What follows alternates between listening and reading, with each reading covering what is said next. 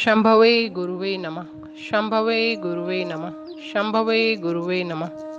सभी गुरु बहनों और गुरु भाइयों के चरणों में मेरा प्रणाम। ब्रह्मांड में व्याप्त समस्त शक्तियों को मेरा प्रणाम। माँ भवानी और हम सबके गुरु भगवान शिव को मेरा प्रणाम। प्रस्तुत है पुस्तक आओ चलें शिव की ओर, पृष्ठ संख्या 147। द्वितीय सूत्र, शिव गुरु चर्चा। जब हम आपस में शिव गुरु की शिष्यता के संबंध में बात करते हैं तो शिव चर्चा का तारतम्य स्थापित हो जाता है। वक्ता और श्रोता दोनों के मन में शिव को गुरु मानने की चाहत उत्पन्न हो जाए, विचारों के इसी आदान प्रदान की क्रिया को शिव चर्चा की संज्ञा दी गई है।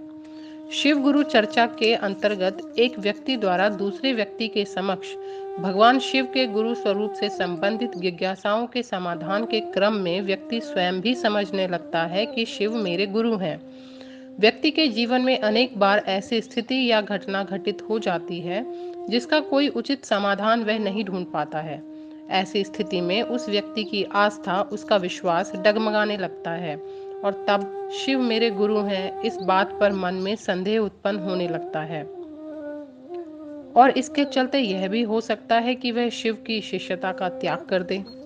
व्यक्ति के मन की एक और स्थिति यह भी होती है कि जब कोई व्यक्ति जिसने शिव की शिष्यता ग्रहण की हो और कहता है कि जब से मैंने शिव को गुरु माना है मेरे जीवन में समस्याएं आ गई हैं, वैसी स्थिति में कोई शिष्य या उस व्यक्ति को यह कहकर उसमें समझ पैदा कर देगा कि कष्ट कर्मफल जनित होते हैं। भगवान शिव जो हमारे गुरु हैं वे जगत पिता भी हैं। कोई पिता क्या अपनी संतान को दुख देता है? कदापि ऐसा नहीं होता है। जीवन में यदा कदा आने वाली कठिनाइयां, समस्याएं अपने कर्मों के फल हैं जिनके कारण कभी सुख तो कभी दुख जीवन में आते जाते रहते हैं। वाल्मीकि रामायण में एक बहु प्रचलित श्लोक है, सुखस्य दुःखस्य न कोऽपि दाता परो ददातीति कुबुद्धिरेषा अहम करोमीति वृथाभिमान स्वकर्म सूत्रे ग्रथितो ही लोकः। जीवन में सुख दुख किसी अन्य द्वारा प्रदत्त नहीं होता। कोई दूसरा व्यक्ति सुख दुख देता है यह मानना व्यर्थ है। मैं करता हूँ यह मानना भी मिथ्याभिमान है। समस्त जीवन और सृष्टि स्वकर्म के सूत्र में बंधी हुई है। गुरु की दया एवं नमः शिवाय का भावयुक्त मनन कर्म फल भोगने की विवशता का संहार करता है। अतः महत्वपूर्ण बात यह है कि जीवन में कठिनाइयों और समस्याओं के असहनीय बोझ तले जब व्यक्ति दबा होता है तब भी क्या वह भोजन छोड़ देता है? क्या परिवार और परिजनों को त्याग देता है? यदि नहीं तो फिर दुखों की दुहाई देकर भगवान शिव की शिष्यता का क्यों त्याग दे? शिव चर्चा के कई आयाम हैं जिसे जन सामान्य अपने जीवन से ही समझ सकता है। शिव चर्चा करते समय व्यक्ति का मन शिव की परिधि में रहता है। शिव चर्चा करते समय व्यक्ति का ध्यान इस बात पर रहता है कि जैसे ही चर्चा खत्म होगी श्रोता की ओर से प्रश्न पूछे जाएंगे। ऐसी स्थिति में वक्ता का मन शिव गुरु दया के आश्रय में खड़ा रहने को विवश रहता है। यह विवशता शिव चर्चा के दूसरे आयाम की ओर वक्ता को ले जाती है। वह आयाम है ध्यान का। भारतीय अध्यात्म में ध्यान को महत्वपूर्ण स्थान दिया गया है। ध्यान का अर्थ होता है किसी एक विचार के मन में ठहराव की निरंतरता। भारत के अध्यात्म में ध्यान की जो प्रक्रिया बतलाई गई है वह शिव चर्चा के क्रम में स्वतः उतर जाती है।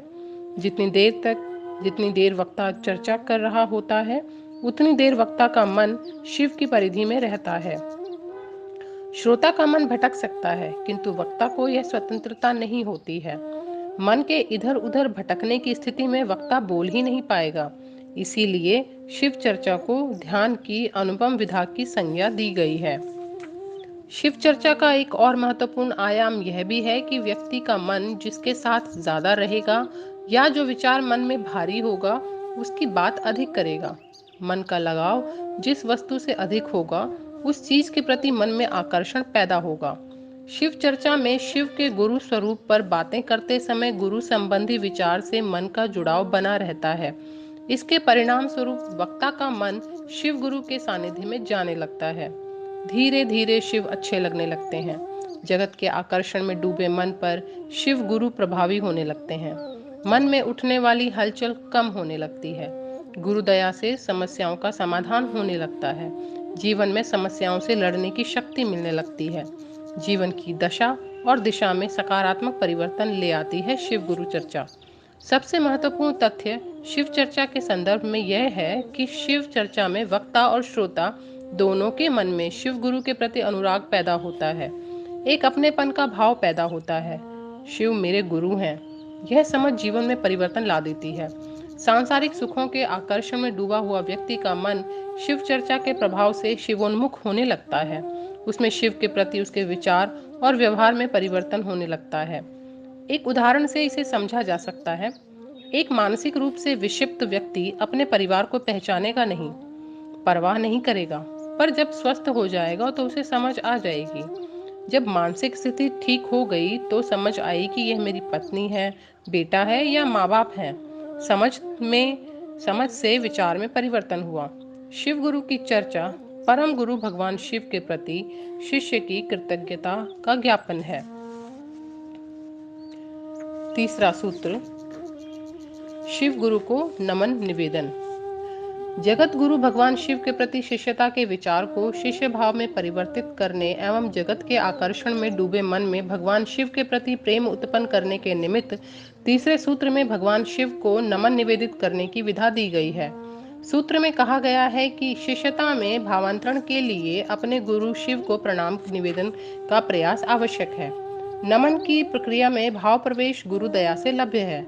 गुरु भाव सत्ता है, भाव जनित प्रणाम ही उन्हें ग्राह्य है। सबसे पहले शिष्यता के भावांतरण के अर्थ की तलाश करते हैं।